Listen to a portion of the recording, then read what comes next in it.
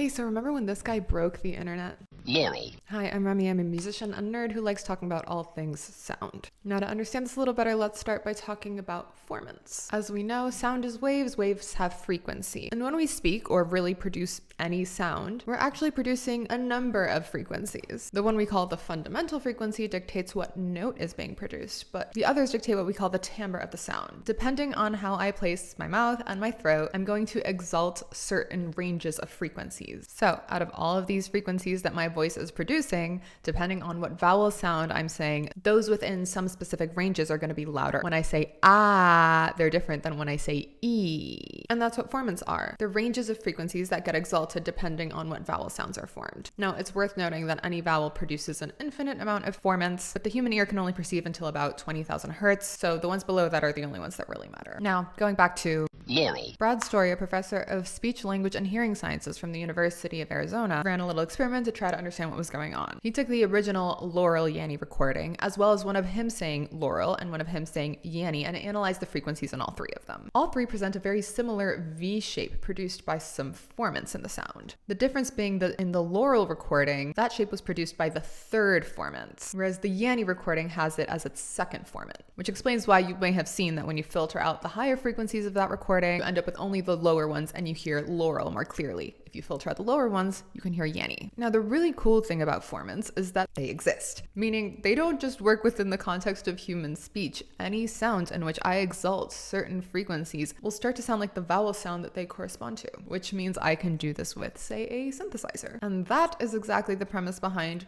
vocoding. As you may know, a vocoder is that device that makes it sound like I'm talking like a robot through a synthesizer. The way it works is that it takes those formants that my vowel sounds are exalting and applies them to the sound of whatever synthesizer I route it through, essentially making said synthesizer say the words that I was saying, which gives it that super fun robotic sound.